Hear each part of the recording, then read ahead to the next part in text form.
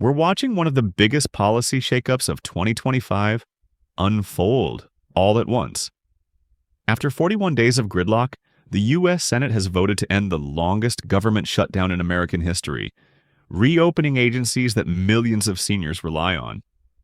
At the very same time, President Trump has renewed his push for a $2,000 stimulus payment to working Americans and Social Security recipients before the end of the year. And while the lights are flickering back on in Washington, a Supreme Court battle over November food stamp payments is heating up, threatening to pull money back from families who have already spent it on groceries. These three stories are linked by one theme: money that affects ordinary Americans right now. Whether you receive Social Security, SSDI, SSI, or SNAP benefits, the decisions being made this week in Congress and at the Supreme Court will decide what you can expect in your bank account before Christmas. That's why it's crucial to understand the timeline, the legal fight, and what the administration's new stimulus proposal could mean for millions living on fixed income. Late Monday evening, the Senate reached a deal that finally breaks the 41-day deadlock and reopens the federal government. The vote passed 60-40, with a handful of Democrats joining Republicans to push the measure across the finish line. The bill now heads to the House, where lawmakers are expected to approve it and send it to the president for signature. Once signed, this law will immediately restore pay for hundreds of thousands of furloughed federal workers and reactivate agencies that handle essential programs such as Social Security, Medicare, Medicaid, and federal nutrition assistance. But not every problem is solved. The compromise omitted one of the Democrats' major demands: an extension of Enhanced Affordable Care Act subsidies. These subsidies help roughly 25 million Americans, many of them early retirees aged 60 to 64 who are not yet eligible for Medicare. Without action in December, premiums in many states could double by next year, putting even more pressure on households already stretched by inflation. The Senate promises to revisit the issue before year-end, but no commitment has been made by House leaders. For now, the reopening keeps checks and benefits moving, yet healthcare costs remain a looming concern. Even with the government reopening, the aftershocks of the shutdown will linger for weeks. Federal and state agencies that process benefits have accumulated massive backlogs. Everything from Social Security appeals and disability reviews to veterans' claims and unemployment certifications. Analysts estimate that the shutdown drained more than $20 billion from the national economy through lost productivity, delayed paychecks, and postponed public sector contracts. These slowdowns will ripple across communities, delaying reimbursements for local programs and nonprofits that depend on federal grants. For seniors, the delays are personal. Many retirees reported difficulty refilling prescriptions or contacting Medicare call centers during the closure. Social Security field offices operated with skeleton staff, leading to longer wait times for disability and retirement claims. Now, as workers return, beneficiaries should review any pending paperwork, keep records of attempted contacts during the shutdown, and confirm that their direct deposit details are current to ensure back payments arrive correctly. Reopening the government is just the first step. Recovering from 41 days of administrative paralysis will take the rest of the year. While Congress celebrates the end of the shutdown, a fierce legal fight continues in the Supreme Court over November's food stamp payments. The administration has asked the court to block full benefits that were released by several states after lower court judges ordered the U.S. Department of Agriculture to pay all 42 million recipients their complete SNAP amounts. The White House argues that only partial benefits, around 65% of the normal level, should have been distributed because the shutdown restricted federal spending authority. But judges in Rhode Island and Massachusetts ruled that denying full payments would push millions of families into immediate hunger, calling it a violation of basic humanitarian standards. The issue is not just about 1 month of aid, it's about precedent. Can the executive branch choose which programs to fund during a shutdown if money technically exists in contingency reserves? Or must essential nutrition programs always take priority? The Supreme Court has asked the administration to submit further documentation and explain its position, while states that issued full payments insist that the law obligates the government to provide benefits once a judge has ordered it. The decision could define how future shutdowns handle programs that keep food on the table for low-income Americans. The stakes are enormous. SNAP currently supports over 42 million people each month, including approximately 8 million seniors, 16 million children, and more than 1 million veterans. About 22,000 active-duty military families also rely on the program to make ends meet. If the Supreme Court sides with the administration, states could be required to retrieve benefits that have already been spent, a nearly impossible task that would create chaos for local welfare departments and hardship for recipients who use those funds to feed their families. Even an attempt to recover those dollars could trigger widespread confusion and administrative errors. If the court upholds the lower rulings instead, it would affirm that humanitarian programs like food aid are protected even when federal operations are frozen. That outcome would force future administrations to treat SNAP as an essential service, alongside national defense and air traffic control. The decision will likely influence not only how emergency funds are used, but also how Congress designs contingency budgets in 2026 and beyond. For now, states are awaiting clarity before issuing December payments, while millions of households watch closely, unsure whether they will keep what they have already received. At the same time, President Trump is renewing his call for a direct payment to Americans, $2,000 for working adults and seniors funded by tariff revenues. This marks his third push in 2025. The first version surfaced in July as a $600 rebate proposal. In October, he raised the amount to between $1,000 and $2,000. Now, his latest statements emphasize a strong desire to send these checks before the year ends.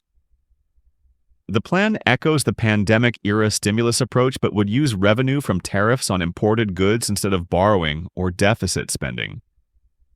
Economists estimate that a nationwide $2,000 payment would cost roughly $300 billion. Current tariff collections bring in about $100 billion annually, so Congress would need either to expand tariffs significantly or to combine them with other revenue sources. Still, supporters argue that the plan would immediately help families facing high costs for food, housing, and healthcare. The president's team believes that turning tariff revenue into direct payments would make trade policy tangible for the middle class, while critics warn that higher import prices could offset much of the relief. Whether this becomes law depends entirely on Congress in the weeks ahead. For this stimulus to become reality, legislation must pass both chambers of Congress.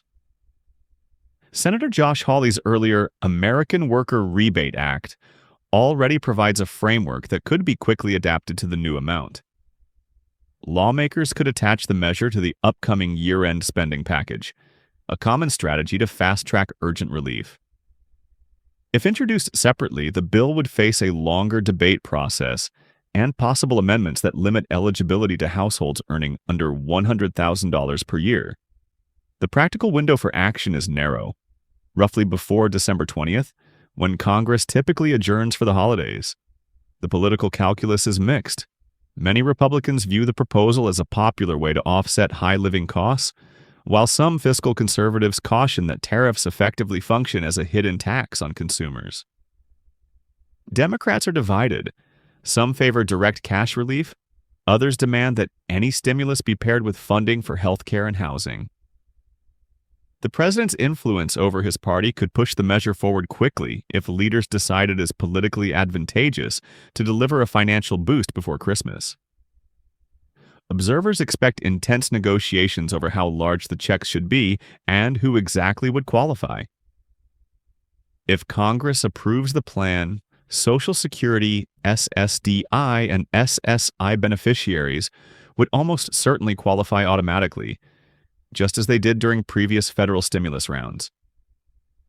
Payments would likely be distributed through the IRS and Social Security's existing direct deposit systems, ensuring that even retirees who do not file annual tax returns receive their checks. The income cap under discussion remains around $100,000 per household, meaning most seniors and lower-income workers would be eligible. To avoid delays, recipients should confirm that their bank information and mailing addresses on file with the Social Security Administration are current. For older adults living on fixed incomes, this payment could provide much-needed breathing room. Food prices remain roughly 25% higher than they were before the pandemic, and healthcare expenses continue to climb, with premiums projected to rise more than 20% for many plans in 2026.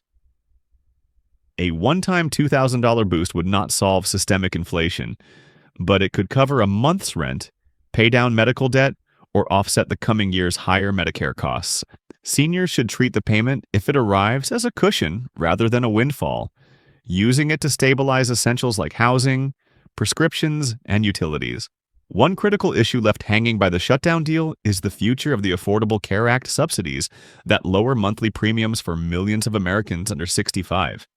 These enhanced credits were introduced during the pandemic and extended several times, but they are set to expire at the end of the year unless Congress acts. Without renewal, roughly 25 million people, especially early retirees and disabled individuals waiting for Medicare eligibility, could see their premiums rise by hundreds of dollars a month starting in January. Many would be forced to choose between paying for coverage or meeting basic living expenses. The Senate has promised to bring the issue up for a vote in December, though it remains unclear whether the House will take similar action. Health analysts warn that losing these subsidies would disproportionately impact people in their early 60s, who already pay the highest premiums in the marketplace. Seniors approaching Medicare age should review their open enrollment options now and prepare for potential cost increases. The debate over these subsidies could also intersect with the stimulus discussion. Lawmakers might combine both measures into one large relief package aimed at easing financial strain heading into 2026. Here's the takeaway. The federal government is finally reopening. The courts are wrestling with whether states must return food stamp funds already distributed, and a $2,000 stimulus proposal is gaining traction just as holiday bills pile up. Each of these developments carries real consequences for Social Security recipients, veterans, and families depending on food assistance. Over the next several weeks, Congress must finalize spending bills, settle the healthcare subsidy fight, and decide whether to approve direct relief checks. The next turning points will come quickly. Watch for 3 key moments: the House's final vote on the shutdown ending bill, the Supreme Court's decision on SNAP payments, and any introduction of official stimulus legislation before the December recess. These events will determine whether money truly reaches Americans' pockets before the year ends. For now, seniors should stay informed, review their Medicare and insurance choices during open enrollment, and ensure their payment information is up to date. The situation is evolving daily, and the coming weeks will decide how much relief arrives, and how soon. That's all for today's update. The next few weeks will be crucial for every senior Social Security recipient and family relying on federal benefits. I'll keep tracking the stimulus proposal, the Supreme Court case, and all new developments that could impact your payments. If you found this breakdown helpful, please take a second to like this video, subscribe to Social Security Post, and turn on notifications so you never miss an update. Your support helps this channel keep delivering the facts that matter most to you and your family.